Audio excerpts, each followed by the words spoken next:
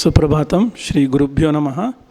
So 18th chapter, which acts as a summary for the entire Bhagavad Gita, started with Arjuna asking question about sannyasa and tyaga, and Krishna Paramatma is now talking about his view on sannyasa and tyaga. So this sannyasa ashrama is a fascination for many people. One is they get to be alone, they get to do what they want, and many of them like silence because otherwise there is too much of noise, mentally also, outside also. So they want silence. So there are many times, points in life or time in life where we feel that I want to be alone. So when you see a sannyasi, you feel good also because you can see that they are noble people, they are saint. Okay, so you see and you feel good. So you want to be a sannyasi, many of them. So therefore, the topic of sannyasa is talked about. According to Krishna Paramatma, sannyasa and tyaga are not different. Shastra talks about sannyasa at two levels. The first level of sannyasa is what is being talked about in this shloka. The second level of sannyasa is talked about in the Upanishad, which is taking up sannyasa ashrama. But taking up sannyasa ashrama is not that easy. It requires some maturity of mind. One should be able to be with oneself. Like for example, let's assume that you go for vipassana. You're alone for 10 days. You cannot talk with anybody. You cannot read anything. No mobile phones. Silent. You have to see what is your mind after finishing the vipassana. Maybe 10 days, because of tapascharya or will, you will be able to do vipassana. But after you come out, immediately you will try to find somebody with whom you can talk. Because being silent, being with oneself is not that easy. But in sannyasa, you have to do that. If you take sannyasa ashrama, then we have to daily have the same routine. You have to get used to that.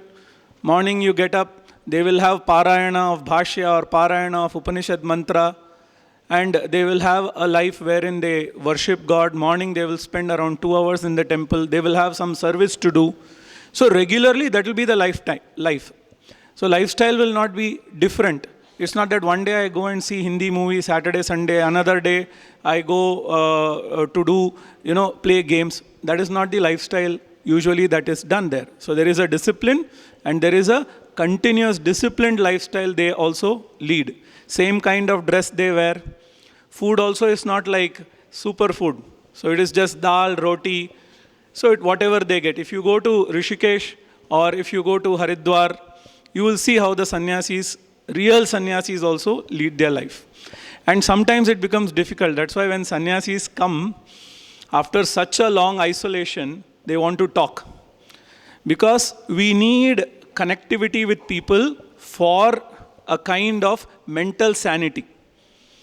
That is what is said psychologically. We have to connect with people so that we can remain sane. Otherwise, it will become problem. We can't handle our mind.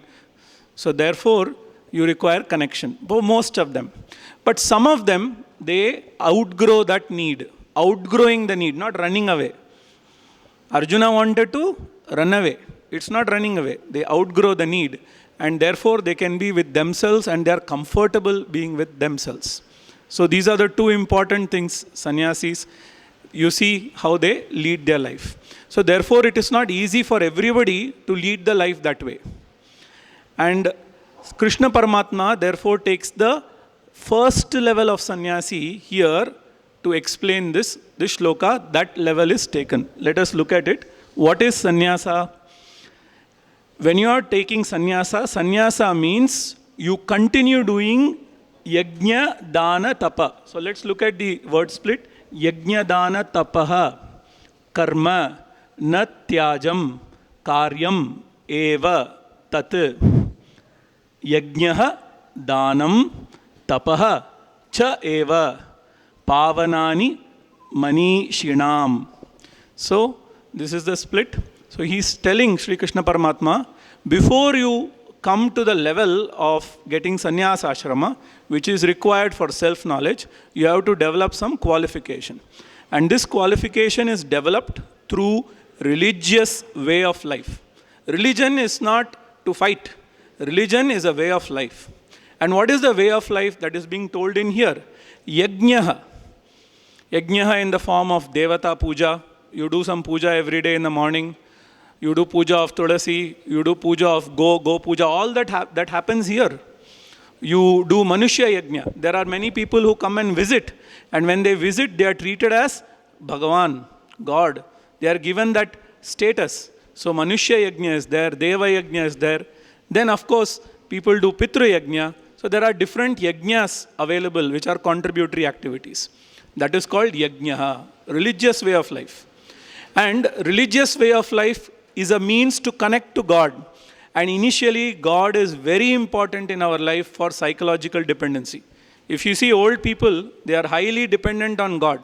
If anything goes wrong also, they don't worry. They say, okay, yatha ishwarecha. Whatever is God's will, let that happen. May that happen. And so psychological dependency is very, very important. Initially, we depend on the world, then depend on God. Yajnaha. Danaha is important. We have already said Danam is very, very important. In fact, in India, a lot of charity is done. Okay, so Danam is important. Tapaha is also important. We have talked about tapas in chapter number 17. So therefore, tapas. So these three things that you do is the way of life. That is called religious way of life. People say religion is different from spirituality. No. Religious way of life prepares one for the spiritual pursuit. So therefore, once you are ready for the spiritual pursuit, what is the purpose of yajna, dana, tapa? That is told in the second line. Yajnaha, danam and tapaha is required for purifying your mind, for making your mind matured, so that you can be ready for the sannyasa ashrama as mentioned in the Upanishad, and then go ahead and pursue self-knowledge completely. Nothing else you do, only pursue self-knowledge. And that is what is also understood by wise people. This is what wise people's understanding is. Thank you.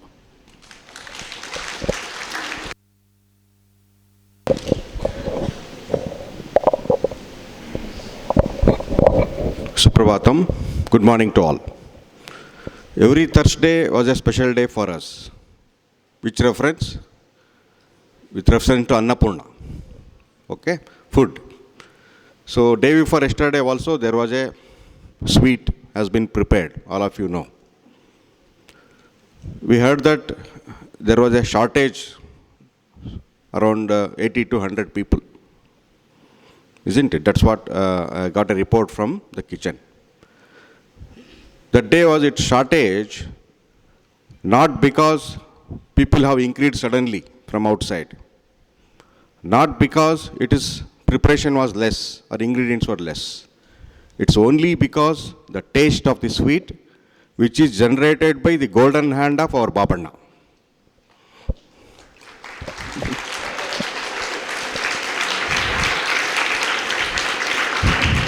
Please come. Satnarayana Babu, his full name. So today, our Babanna is retiring superannuation because virtue of his calendar age. Okay? But his body and mind is not tired. It will be guiding us here. He will be here with his body and mind. He has been and he has served our institution from last 3 decades. Many roles he prepared.